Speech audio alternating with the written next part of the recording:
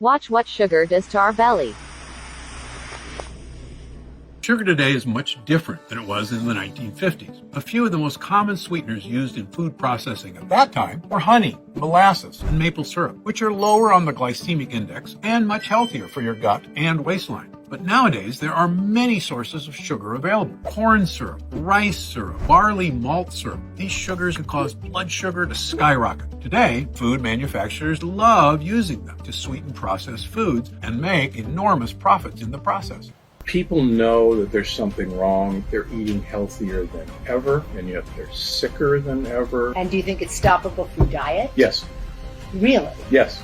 If you've ever suffered from digestive issues or weight gain or brain fog or fatigue or achy joints or skin problems or cravings for sweets and carbs, or especially if you've suffered from several or all of these things, it is not your fault. And I encourage you to listen closely for the next few minutes. I will explain everything and the simple method I've used to help not just myself, but thousands of other people who swear by the simple protocol I'm about to share with you right now.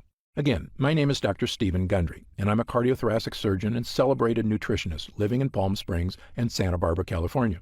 I graduated with honors from Yale University and received my medical doctorate from the Medical College of Georgia. I spent 16 years as a professor of surgery and pediatrics and chairman of cardiothoracic surgery at the world-famous Loma Linda University School of Medicine. Along with my former partner, Leonard Bailey, I perform more infant and pediatric heart transplants than any other doctor in the world.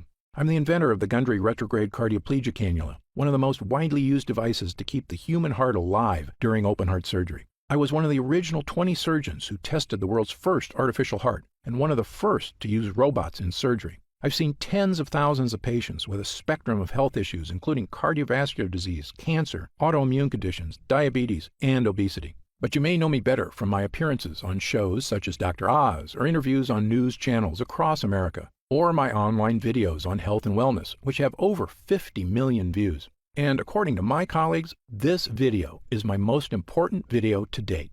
I'm also the personal physician for legendary self-help guru Tony Robbins, who was kind enough to recently say, Dr. Gundry is one of America's greatest and most knowledgeable physicians, and for years I've had the good fortune to benefit from his care. Why do Tony Robbins, Fortune 500 executives, and thousands of other Americans come to me for help? The answer is simple. Because I'm willing to tackle medical issues that nobody else can fix. People come to me when they've been everywhere. Harvard, the Mayo Clinic, Stanford, UCLA, and they still can't find answers. Because I'm not afraid to try solutions that go against the grain. In fact, in my experience, many health professionals are often 10 to 20 years behind on the latest research and in some cases actually doing more harm than good. And that's why after 16 years as chief of heart surgery, I left my position at Loma Linda University School of Medicine. Why did I do it? Why would a successful doctor leave a prestigious career and turn his back on conventional medicine? Well, the reason may shock you. I realized that much of what I had learned, much of what we were telling patients, was flat out wrong. Specifically, my research showed that many of the conditions I was treating, weight gain, poor circulation, deteriorating health, heart issues, even mental decline, they were all starting in a place nobody was talking about, the gut.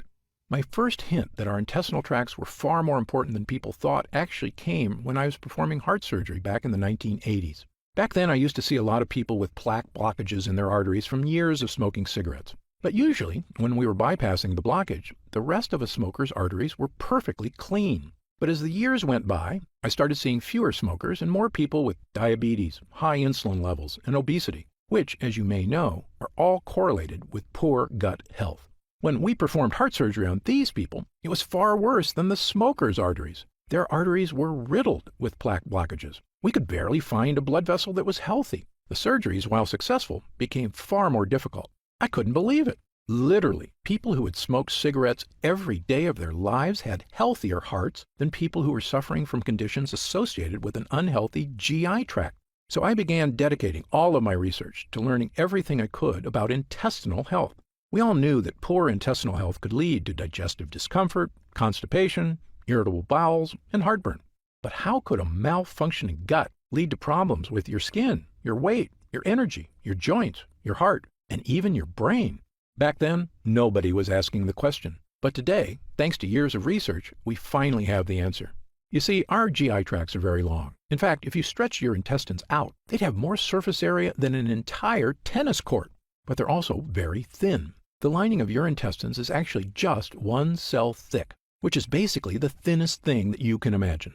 The gut walls need to be this thin because they act like high-tech sponges, sucking up all the nutrients and vitamins from the food you eat and sending the good stuff throughout your body. What's left over becomes food for your gut bacteria, which we refer to as your microbiome. They grow and make more bacteria, and what you deposit in the toilet as poop is, well, mostly loads of living and dead bacteria. So in short, this is how your gut works. You eat food. Your intestinal walls absorb the good stuff from the food, and what's left over gets eaten by your microbiome, which you then get rid of when you go to the bathroom. And when your gut is healthy, these gut walls do their job great, turning food into energy and getting rid of the poop smoothly and cleanly, like a brand new drain pipe in your bathroom. But here's the problem. Because these gut walls are so thin, they can sometimes tear, and certain things are especially good at causing tears. The worst of these are called lectins. Lectins are sharp, nasty little proteins found in certain kinds of food. Remember when I told you that whole grain bread is terrible for you? That's because those whole wheat grains contain lectins. The lectins are in those dark brown husks of the grain seeds. You can actually imagine them looking like smaller versions of those pointy little seeds. These sharp, microscopic lectins are also in the skin of several kinds of vegetables, including tomatoes, eggplants, and red bell peppers. And when these sharp lectins get into your gut, watch out, because they tear the lining of your gut walls, creating small holes. So if you have to eat bread, I recommend white sourdough, which has far fewer lectins than whole wheat alternatives. Speaking of lectins, think back to your bathroom now. Imagine you started flushing sharp nails down the toilet. Maybe you could flush one or two and be okay, but if you flushed handfuls of rusty nails for days or weeks, after a while they would scrape little holes in your pipes. Pretty soon, little bits of dirty water will start leaking out of the pipe into your walls, your floors, even your house's foundation. I know, this sounds pretty gross, but you need to hear it, because unfortunately, our GI tracts can develop leaks in the exact same way. This is what I and a growing number of experts now refer to as leaky gut. Lectins and other bad guys tearing holes in your gut lining, allowing tiny particles of poop to leak out into your bloodstream. And once this happens, you can start to see why leaky gut can cause so many health problems. Once they get into your bloodstream, these dirty particles storm across your entire body like an invading horde. If these toxins get into your joints, they can cause aches and pain. If they get into your skin, they can cause itchiness, redness, acne, and rashes. If they get into your upper GI tract, they can cause heartburn and indigestion. And do you know the worst part? To your brain, all of these terrible things are perceived as attacks on your body, the same as if you have a virus. So your brain goes on high alert to threat level red to stop these attacks, sending white blood cells to fix the problem, which it can do for a while, but your brain just can't stay on threat level red all day, every day. Pretty soon, the cells that protect your brain from attack start to wear down. And when these glial cells in your brain are strained too hard, they actually cause your brain cells to expire. I probably don't have to tell you what happens when your brain cells stop working. Headaches, brain fog, and losing your mental sharpness are just the first signs of damage. But if these toxins are left to rampage through your body for months or even years, the damage can be far, far worse. If the thought of these health issues keep you up at night, believe me, I'm right there with you. So you can see why I now say leaky gut isn't just some small issue that causes digestive discomfort. In my opinion, it's actually a root cause of many, many of the issues that plague us, both physical and mental. Now, you may be wondering something about lectins. How can something supposedly healthy, like a tomato, be so bad for me? After all, haven't humans been eating these foods for our entire history? Actually, this is another myth. Your ancestors didn't eat any of these so-called health foods. You see, tomatoes, bell peppers, and eggplants weren't introduced to Western civilization until 1492, when Christopher Columbus discovered them in the New World and brought them back to Europe. That's right, before Columbus, nobody in Italy had ever had tomato sauce, eggplant parmesan, or a single slice of pizza. Of course, Columbus had no idea these foods were packed with lectins, or the impact they could have on our GI tracts, which had never been exposed to the foreign foods before. Now, in the case of whole grain wheat, humans in general have been eating it a while longer, since farming began about 10,000 years ago. But even then, most societies historically removed the dark wheat husk and instead ate white bread, which is not a coincidence, because it's in the dark husk that gut-damaging lectins are contained. This is also why everyone in Asia, who have been eating rice for thousands of years, prefer to eat white rice, not brown. However, since about 1970, the use of supposedly healthy brown rice and whole wheat breads and pastas have skyrocketed in our society thanks to successful marketing campaigns to rebrand these things as healthy, with virtually no evidence, I might add. Do you know what else has happened since 1970? The obesity rate has more than tripled. The diabetes rate has skyrocketed 800%. An astounding 70% of Americans are now considered overweight or obese, and I was one of them. As a heart surgeon, I simply couldn't get my mind around it. How could Americans with the best medical technology in the world, the richest economy, a gym on every corner, and an abundance of health foods on every grocery store aisle be suffering from so many health issues? Well, believe me, there is an answer, and there is a way to lose that weight, restore your energy, and fix the nagging health problems that are robbing you of your joy. A way to look and feel fantastic again, the way you should, and it all starts in your gut. Okay, on to the good news. Once I realized the importance of a healthy gut, I began to look at sickness in a completely different way. I was convinced that by unlocking the power of a renewed gut, we could find a sort of master key to better health and a longer, happier life. And perhaps the most important piece of the puzzle came when I began studying what researchers refer to as the blue zones. A blue zone is a nickname for the 5 places in the world that contain the most centenarians, people over 100 years old, of anywhere in the world.